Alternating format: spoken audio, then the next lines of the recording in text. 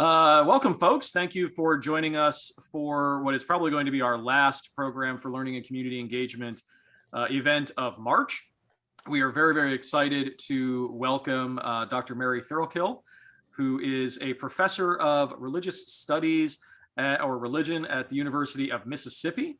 This talk is being offered in recognition of Women's History Month and is, excuse me, co-sponsored by the Department of History and Political Science. And tonight, Dr. Thurlkill will be speaking to us on Christian and Muslim bodies in paradise and hell. So she will go ahead and give her talk, and then we should have some time for questions afterwards. If you want, you can always drop questions into the chat, or you can wait until we get to the discussion part. So, Dr. Thurlkill, I'll turn it over to you. All right. Thank you so much. Thank you, Dr. Nakashi. And I wanted to also apologize. I had to be rescheduled, and I apologize for that. And thank you for letting me come back anyway. So I thought I'd missed my shot. Let me see. I am going to try to share my screen and see how that goes along. I'm unfortunately not terribly very proficient with most tech things, but I think that's sharing. Yeah. Yeah, okay. That looks good. All right. So the topic for today actually relates to my book, as Dr. Nakashi asked. The book is Sacred Scents in Early Christianity, and it talks a little bit about how scent and smell and perfumes and ointments and all of the things that we can think of smelling both good and bad are talked about in Christianity and Islam. But today I'm going to talk just a little bit about bodies in heaven and hell. And you might wonder, what would lead to such a question and a set of interests. And this actually reflects kind of my broader interest in bodies and religion. And part of that relates to the way that I have thought about and continue to think about rituals and religion. When I was growing up in Arkansas, not too far away from y'all, I was part of a very religiously conservative area, and I was brought up in a very religiously conservative Protestant tradition. And in that tradition, there was kind of a sharp divide between belief and the body. And the way that it was sometimes talked about was the idea of faith versus works. And within that kind of worldview, we can see the little cartoon on the left, the idea that grace or belief in something, right? Belief in Jesus, in that particular Christian theology, was what one needed for eternal reward or for eternal punishment. And on the other side of that was the idea that one could somehow earn it, somehow earn it through various works or actions or activities. And even in a kind of specific way, that was the way that particular Protestant group framed its relationship with Catholicism. So Catholic Christianity, for example, was something that focused just on works, things that you do with your body. You might go on a pilgrimage and you might say the rosary. You might walk the different steps of the ways of the cross.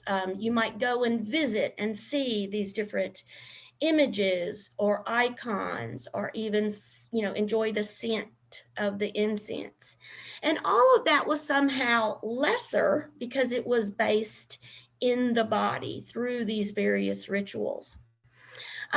When I started my kind of academic study of religion, when I went off to university, that began, of course, to change. And I began to kind of understand just how complicated and how complex the relationship between beliefs and ideas and theology, and how they are linked so intricately with the bodies and with rituals.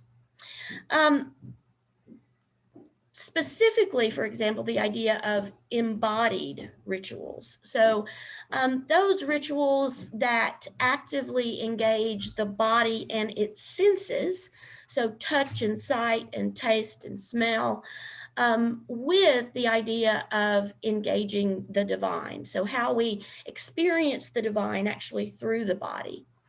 And it's kind of strange because when you think about both Christianity and Islam, the body has kind of a difficult role to play, or kind of a paradoxical role to play. In many ways, the body is actually kind of something to be afraid of, something to fear, because it is the place where, or the flesh, right, the body, it's where all of our desires come from, all of our lusty bits, right? We desire all of the good things, and that can sometimes lead us into sin. But at the same time, right, the body is not just the seat of, you know, that desire, but it's also the place where we experience the divine. And there's a lovely quote from an early church theologian. His name is Augustine of Hippo. He writes about the body. You called me, you cried aloud to me, you being God. Let me actually try to make this smaller so I can actually see my slides. Okay, there we go. You called me, you cried aloud to me, you broke my barrier of deafness. You shone upon me, your radiance enveloped me. You put my blindness to flight. You shed your fragrance about me. I drew breath, and now I gasp for your sweet odor. I tasted you, and I hunger and thirst for you. You touched me, and I am inflamed with love of your peace. So I think that's just a nice little sense of how the body can actually be seen as this way of experiencing the divine as well. So for today then, we're going to think about the body, and we're going to think about, its experience with the divine, particularly in the sense of paradise and hell. And one of the ways that I can do that, kind of draw up that comparison, is because both Christianity and Islam share certain stories about creation. So, for example, our bodies are created in a garden, right? And then also, according to both Christianity and Islam, we are cast out of that garden because of a sin. And then our bodies, in a sense, our souls, ourselves, long to return to that perfect garden, to return to that perfect state. And that is somehow, or in various ways, possible at the end times. And at the end times, you see our angel here calling the end times, calling the final times of the struggle between good and evil. And each individual person will then be judged and then inherit either paradise, or a perfect garden, or hell. And so those are the kind of things that we're going to look at. So we'll kind of begin in Christianity, and we'll think again about, how our bodies are made, how they come about. In early Christian tradition, there is a sense that the Garden of Eden, as most early church texts describe it, is also heaven, that sense of paradise that we want to return to. That is that paradise is a real physical place, which was originally that place of creation. It is the place that righteous souls will inherit after death. And on the left, you see a sense of that place of creation, where both Adam and Eve are innocent in their innocent form, their form of purity, where they're able actually to commune with God. And then, of course, in that image, you see the representation of the serpent beginning to kind of tempt Eve. And then on the right, you see an image of the state of our bodies after sin, after that disobedience. And what you'll see there is, again, that kind of shame. The innocence is lost. And the first things that Adam and Eve do are they try to cover up their naughty bits, right? Their genitalia, because they're aware of their sexuality. And of course, there you can kind of see Adam gesturing towards Eve in the sense of, she made me do it. But when we think about how the early church fathers and early church theologians think about this, sin is most intimately linked with sexuality. So some theologians like Jerome, who is also 5th century, he argued that indeed God never planned for sexual intercourse to occur in paradise.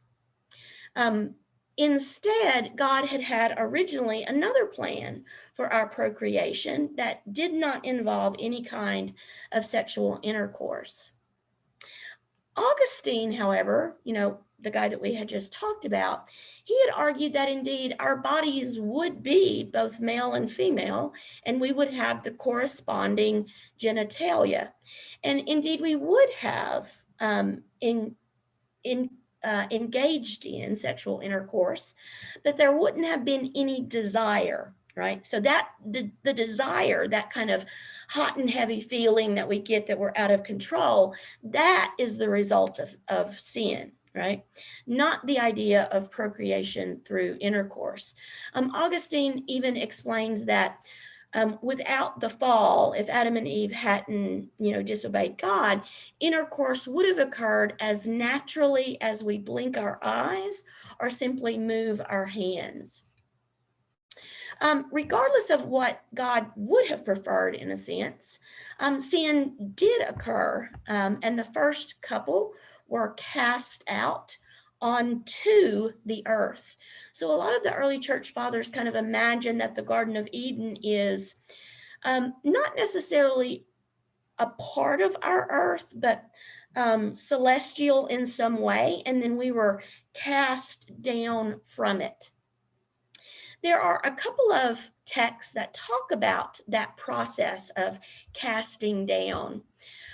In early church tradition, there are, and many of you might already be aware of this, but there are a lot of gospels. There are a lot of apocalypses. There are a lot of lives of various church figures that compete with what we call in the canon today, the 4 Gospels and the letters, the writings of Paul. There were actually a lot of those different texts kind of circulating. In a sense, they just, in the end, don't make their way into the canon. And if you're interested in some of these texts, there's a really great collection edited by Bart Ehrman, and it's called The Lost Scriptures, books that did not make their way into the New Testament. And so a couple that we can think about, which might relate to our topic today. One is the life of Adam and Eve. And then the second is the apocalypse of Peter.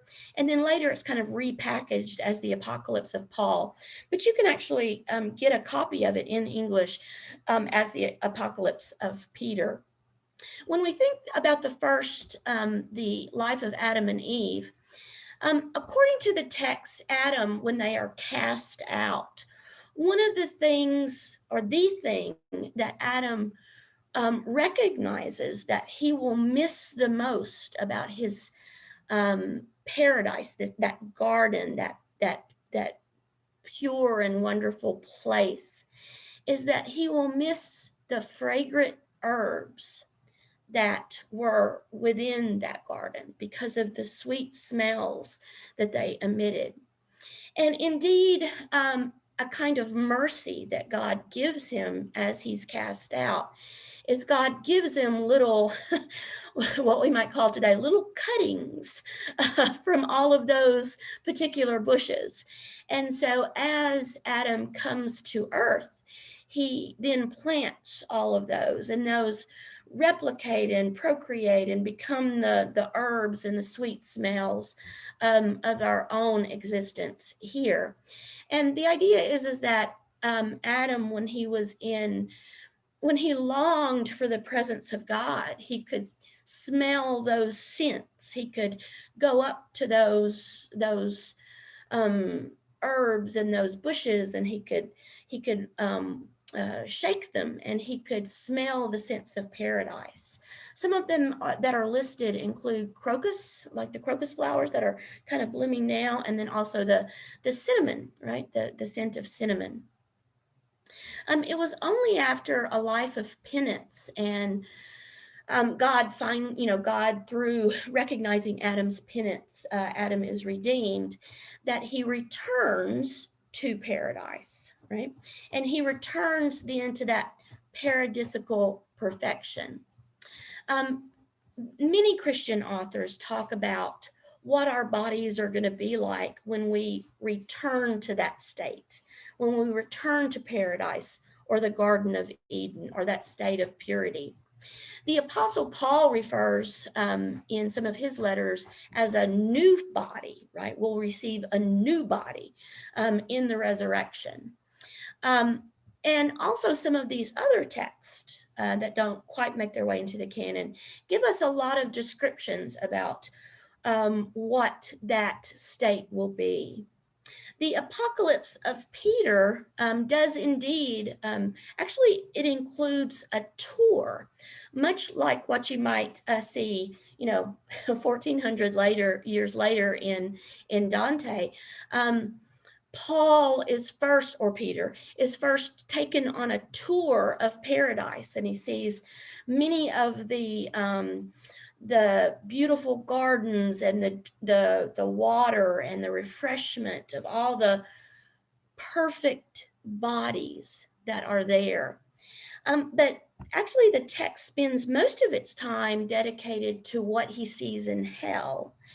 There are many different kind of places or areas or levels of hell. Jesus, according to the text, reveals all of the souls of the people to the apostle. The blasphemers, those who blaspheme against God, hang by their tongues. And so there's even an attempt to kind of correlate. Hi, Drew. There's even an attempt to kind of correlate the sin to the punishment, right? So if you blaspheme, you're gonna be hanging from your tongue. Fornicating women kind of dangle from the trees by their braided hair. And I think that's kind of interesting, just how sexy women's hair can be, that it tempts them into naughty sin. Men, adulterous men will be hanging from their loins. Child killers will be immersed in pits of excrement. And so these are just a couple of examples of the very kind of grotesque punishments that the body will be, kind of emerged in or experiencing in the afterlife, if that is an afterlife of punishment. What will these bodies kind of look like? If they're not being torn apart, but even in the paradisical part where they're feeling and experiencing that kind of peace and perfection.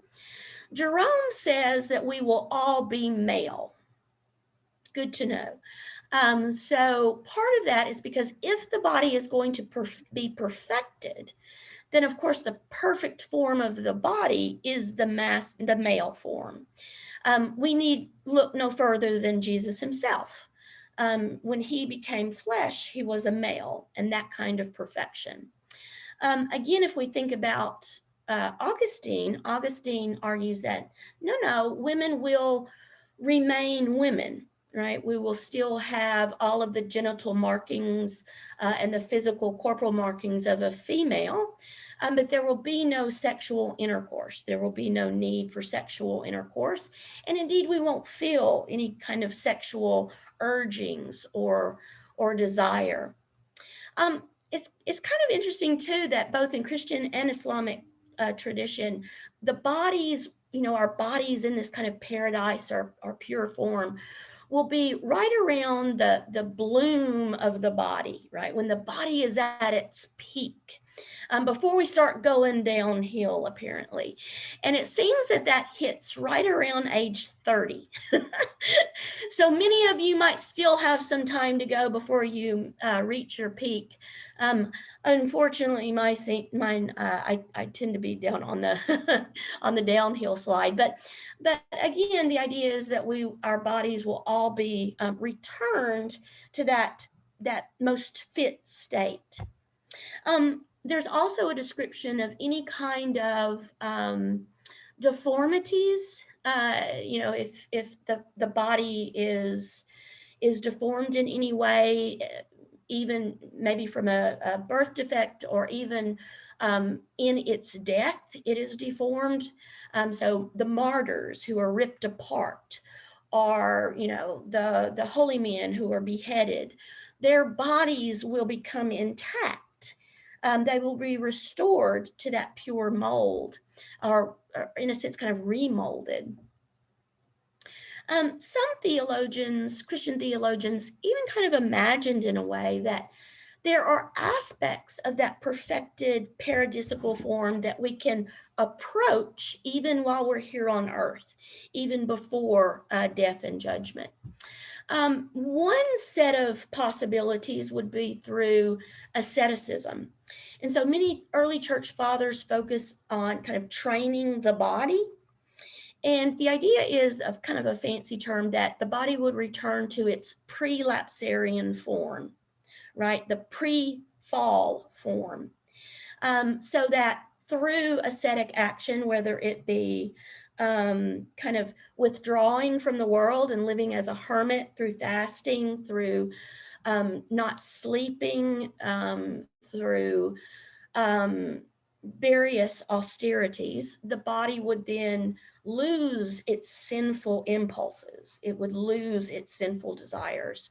I think two kind of interesting examples are Anthony of the Desert. He's one of the first of these desert ascetics that we read about, especially in the West.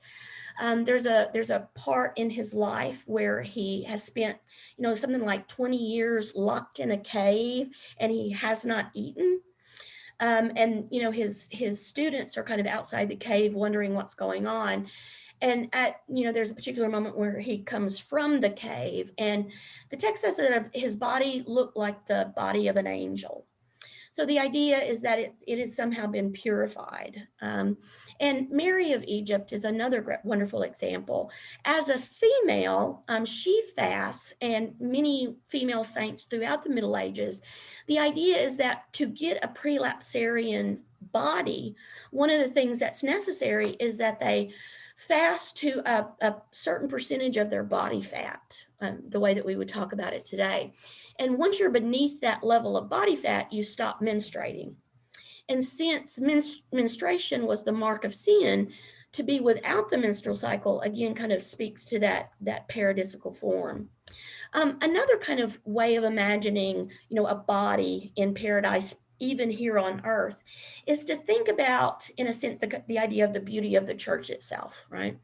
When we go into a church, it is adorned, and the wealth of the church has been put to this purpose, to make one's soul feel uplifted. When you go in and you see the light behind the altar that symbolizes the light of Christ, and you smell the sweet incense, and you taste Jesus's body through the Eucharist, and you see other bodies through the relics and the reliquaries. These are all, these are ways that, again, that the body kind of embraces the divine. The body engages the divine through these kinds of senses that can really only be experienced through the church. Now, let's take some of that and then let's kind of think about it in comparison to Islam. According to the Quran, both Adam and kind of very interesting to note here, the Quran only actually names one woman by name, and that is Mary, Jesus's mother. Eve is only referred to as Adam's wife. So there you go. And in the tradition, so here we're talking about Sunnah and the Sirah literature, Eve, her name in Arabic is Hawa. But the Quran also talks about Adam and his wife being created in the garden.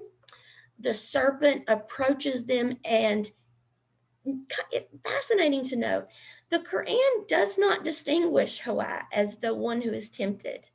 Indeed, the Quran says, and then they both ate of the tree. And so their private parts appeared to them, and they began to stick on themselves the leaves from paradise for their covering. So just like in the biblical narrative, we get the idea that sexual awareness has occurred. And so we're going to kind of start covering up our naughty bits. But while the Quran doesn't name Hawa as the one who is tricked by Eve or by the serpent, much of the traditions do. And so here's a hadith. It is a tradition that kind of complements the Quran as scripture in Islam. It is my obligation, God says, and so this is kind of passed down. It is my obligation to make woman bleed every month as she, Eve, made the tree bleed. I also must make her stupid, although I created her intelligent, and must make her suffer pregnancy and birth with difficulty. So in much of the Islamic tradition, women kind of inherit that status of bearing the mark of Hawa's first or initial disobedience, again, through menstrual cycle and kind of that whole thing, and also with childbirth. However, in Islam, there is no original sin. All right. So while in Christianity, there's this idea that Adam and Eve sinned, their body bears the mark, and now every human being that's born will bear that mark of sin. And thus the Redeemer, right? Every human being needs a Redeemer.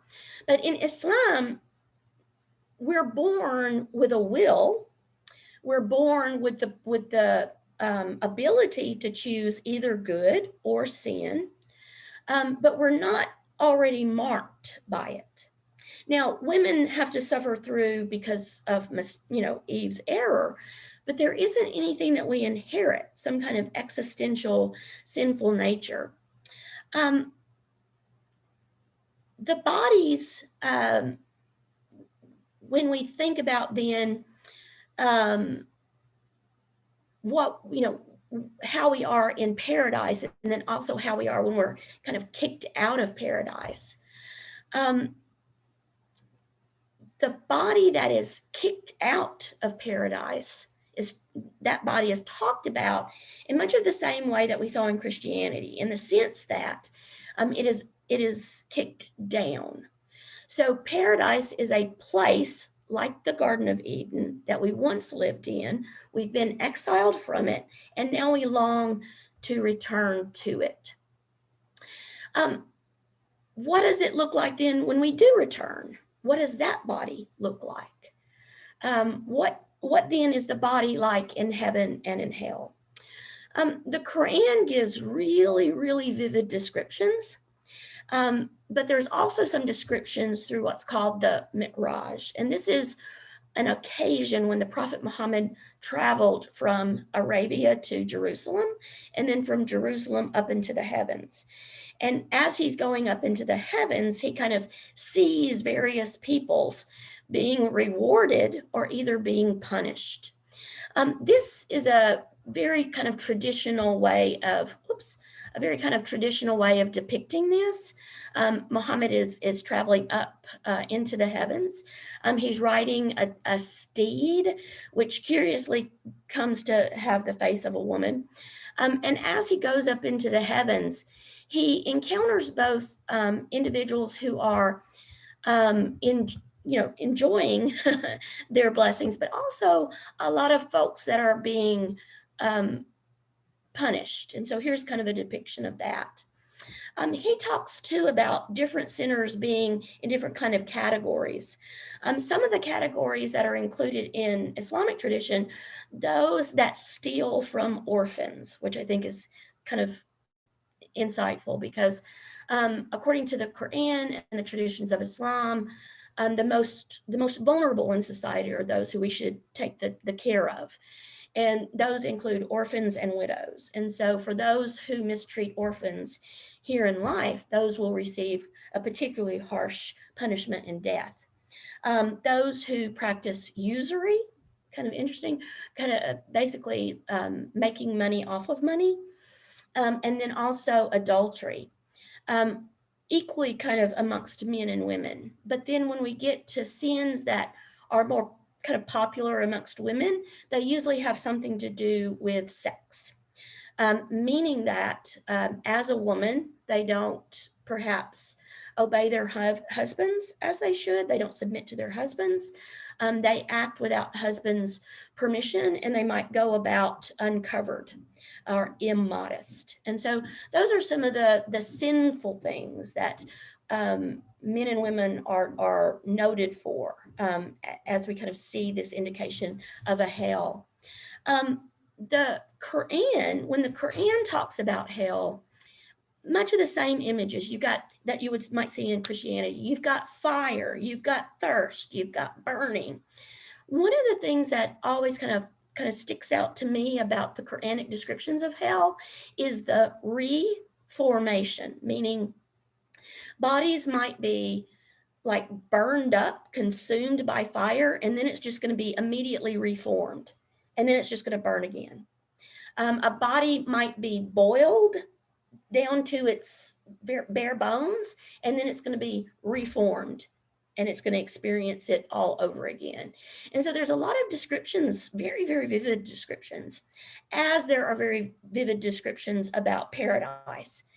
And just kind of a star here. One of the reasons why we think those vivid descriptions are so kind of prevalent in the Quran is because we think that at the time of the Prophet Muhammad in Arabia, pre-Islamic Arabians didn't have a notion of an afterlife. So God is kind of revealing to them just how big of a deal this is, that you're going to be judged. And of course, paradise is also imagined very, very, very vividly. And what you see here, just lovely descriptions of bodies in paradise that will be able to kind of rest amongst this beautiful garden with all of these beautiful flowers and these sweet scents, and everybody gets like a nice cushioned couch.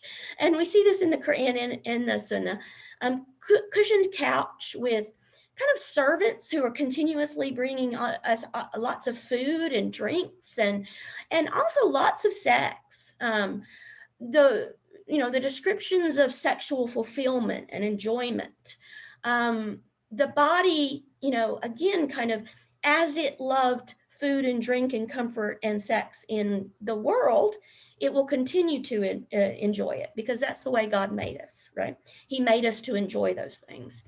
And I think it's kind of interesting because I'm definitely coming from a very patriarchal culture.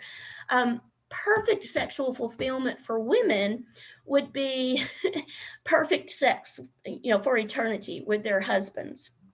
But men, according to Islamic tradition, men are much more sexually kind of engaged or invested.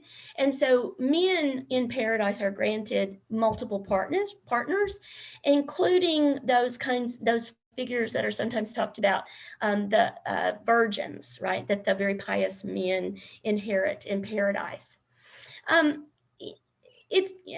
we can kind of return to this, but this kind of strand of this idea that, oh my gosh, look at this religion where everybody likes sex in paradise.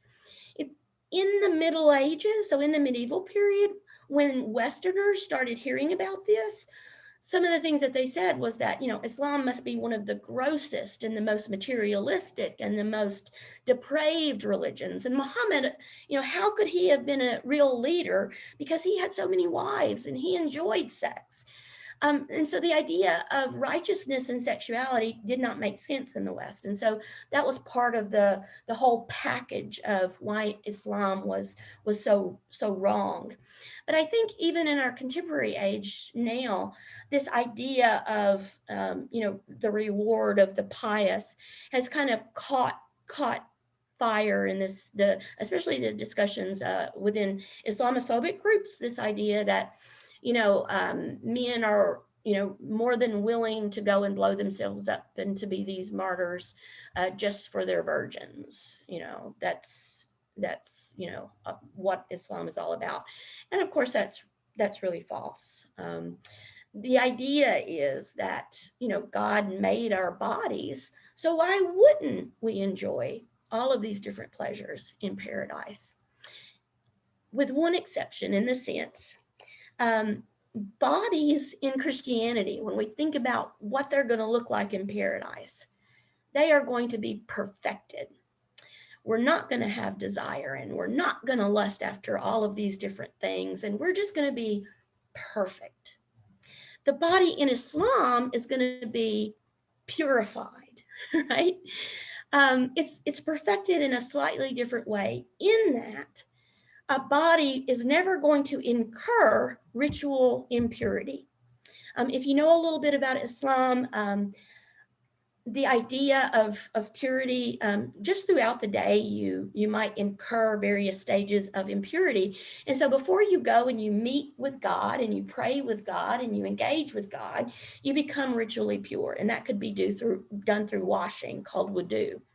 And so some of those things include if you urinate, if you defecate, if you have a nosebleed, if you go to sleep and you don't know basically if there was a nocturnal emission involved. All of these different possibilities of physical impurity lead to wudu. So guess what is not there in paradise? No pollution. So that means we're going to eat and drink, and there's going to be no defecation, no urination, right?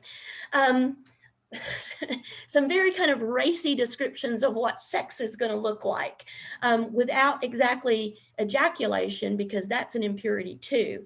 So those descriptions are kind of racy.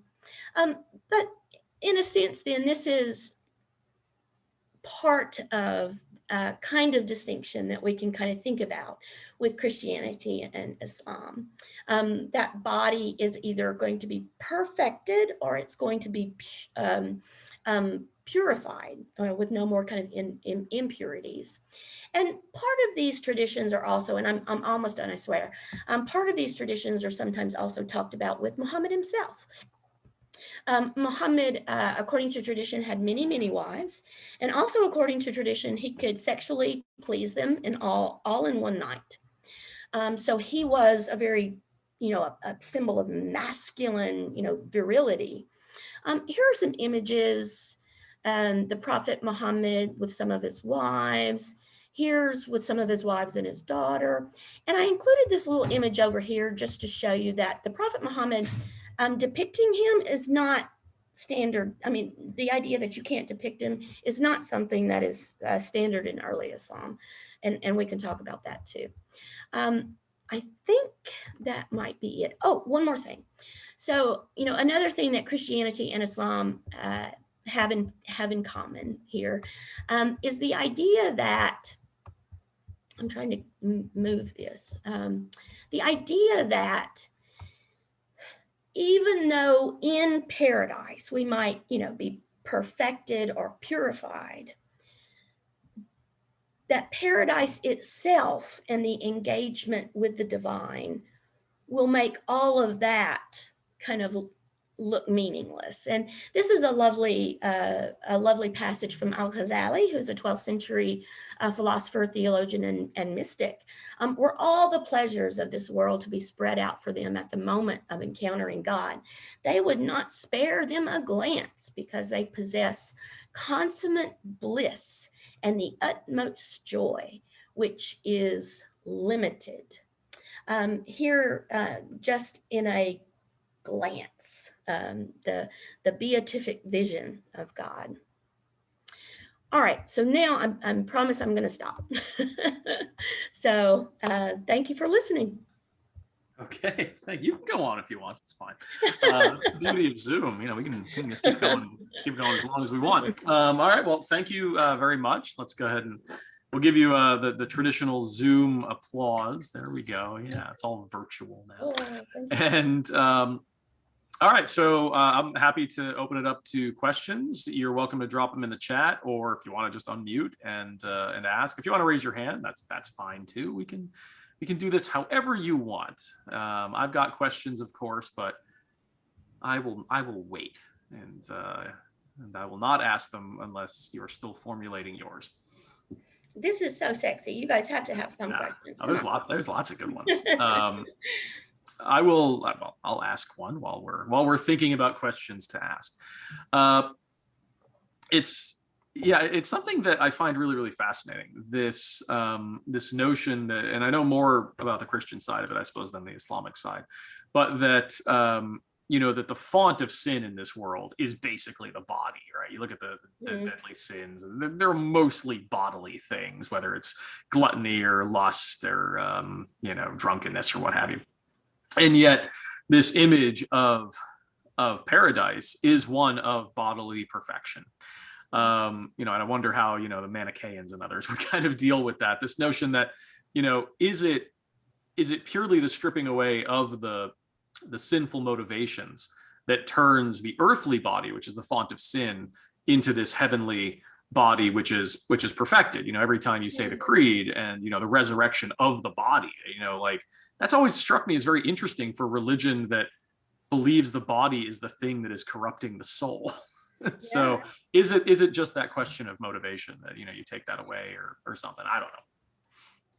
I think it is, but I think there's something, again, this kind of idea that there's something very, not to become too Manichaean, but that there's something about the flesh as we know it that inherits evil, right? It inherits sin. So every human being is going to inherit that sin. And that's one reason why in Christian tradition, the Virgin Mary is also considered to be without sin, right, in much theology, because she's providing the flesh for Jesus. And that flesh has to be without sin. And so I wonder if, when Paul, what comes to mind, first of all, are some of the ways that Paul talks about the body, that it will be a new body, incorruptible. So there's something different about it, right? So it's not just we don't feel X, Y, and Z, but that body is going to be different somehow, right? Somehow. Right. That's interesting. Okay. So we have a question in the chat from Zane.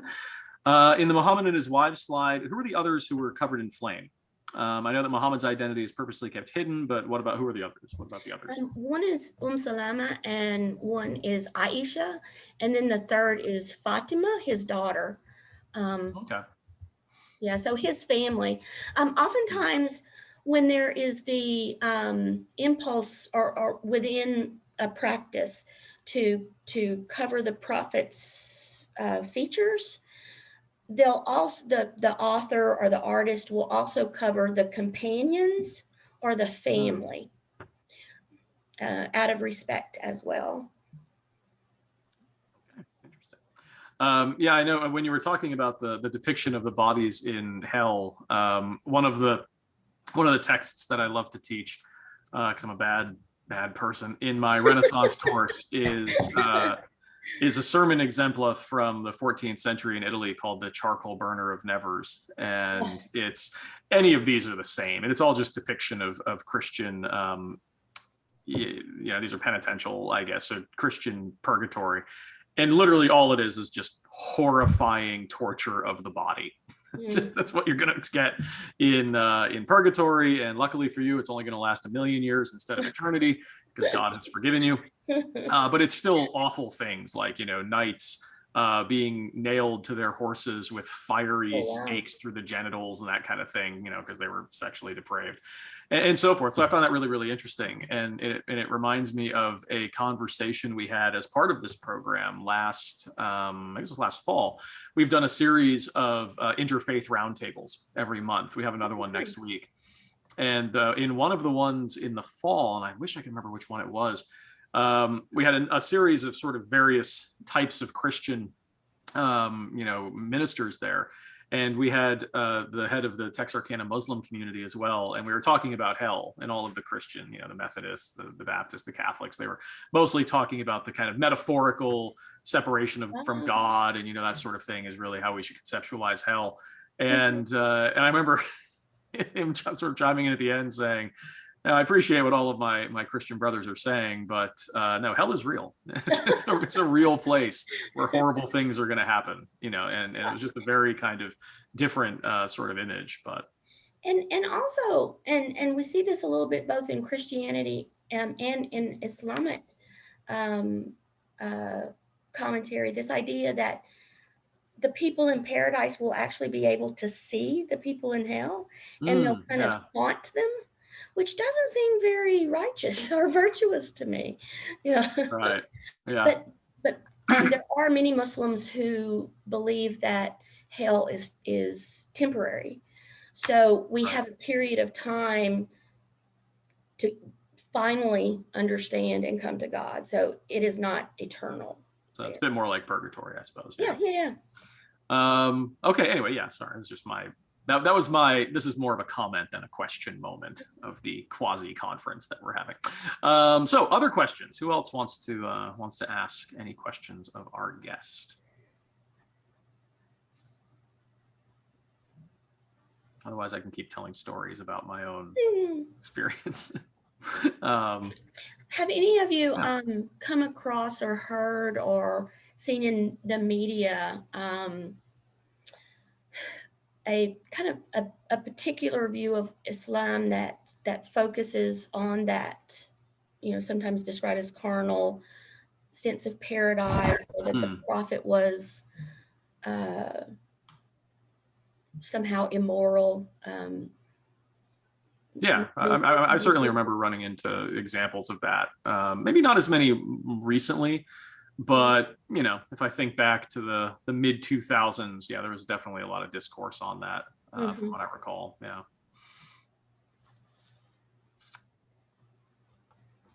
I'm assuming it's still circulating, but I do remember that much more commonly back, like 2006, 2007, that sort of time. Yeah, there's a theme of rape that is still kind of strong in some of the Islamophobic websites that I sometimes visit just to know what's going on, but right. I don't want to screenshot it, and I don't want to pull it up in class, so I kind of have to talk about it secondhand. But this idea that the Prophet Muhammad had married a 9-year-old, right, and had basically raped her, and that is still, unfortunately, this kind of image of him as not a real prophet or an immoral person. And of course I'll just stop there. Yeah, no, I do recall seeing a number of those sort of anti-Islamic attacks, I guess. Like I said, I haven't seen them as commonly, but I try not to circulate on that side of the internet if I can avoid it. I do know that in the early days, early days, part of what you were talking about in early Christianity and early Islam, there is that notion of the body, as we kind of already talked about, as this sort of font of of sin. And so Saint Anthony, is such a wonderful example. As I teach him in my a number of my classes as kind of one of the first aesthetics. My students, I guess, prefer Saint Simeon. Stylite living on top of the pillar for 30 years or whatever it was. But I found that notion, because I don't know as much about Saint Mary of Egypt as I probably should, but that idea of combining the aesthetic lifestyle with what to them would have been a very real demonstration of purity by the ending of the menstrual cycle. I thought that's really, really interesting. I never thought about that. Was there, because unfairly sort of misogynistically looking at the menstrual cycle as this impurity, and therefore its ending is a clear demonstration of sanctity. Was there anything similar for male saints or male aesthetics? Was there anything that they could point to and say, aha, clearly it has worked? Aside from just living on a pillar for 30 years, which I guess was sufficient. My colleague Drew is here. He works with early Christians too. Nothing particular comes to mind. I mean, like with Anthony, there's this sense that he actually kind of glowed as an angel, right? So there was some kind of angelic quality. And I don't recall off the top of my head women who are compared with that. So that perhaps is one way that, the body the male body somehow kind of exudes this light, while the female body is transformed through these, the description, and this goes all the way through the late medieval period, these women who would fast and fast and fast until they basically did not have breasts and they had stopped menstruating, and they began to take on another form instead of glowing. That's interesting. I can't think of any either. I know that it's a lot more common, I guess, after death, right? With either the incorruptibility of the body or back to, kind of the premise of the book, I suppose, the just the countless times they refer to the sweet fragrance of the saint's uncorrupted body or from their tomb or for whatever it is. I thought that was really, really interesting. All right. Any other questions? Any last questions from our audience? Speak now or forever you must be silent. Which is not true, I suppose. You can talk after this. But I like the phrase. I'll be torn asunder. Getting a smiley face from Dr. Els. I don't know what that. Actually, it's more of it's a neutral face. I don't know what that is. All right. Well, if we do not have any questions, then I will say once again, thank you to Dr. Thurlkill. And you can put your applause in there we go. Look at that, the Zoom applause. I can also do real applause because I'm unmuted. So there we are. And celebration thing. The little celebration. You got the thumbs up. That's, I'm told, a problematic sign these days, Dr. Els. And but he's got all the emojis. But no, I think it was fantastic. I think people enjoyed it. I know Sarah enjoyed it, as she says in the chat, but she had to go teach differential equations or something. I don't know. She's a math instructor, so who knows? Well, thank you for listening to me. No, it was great. We will go ahead and get this posted up on the Program for Learning and Community Engagement's YouTube. So if you missed any of it, you are welcome to go and watch it at your leisure. And if I were, better at this, I would have put the link in the chat. But if you go to YouTube and simply search for Program for Learning and Community Engagement, you will find us, I think, pretty easily. I'll just drop it in there now for anyone that wants to click on it. You are welcome to. All right. Yeah. Any last thoughts from you, Mary? No. Okay. All righty. Thank you very much, folks. Appreciate it. And thanks for coming.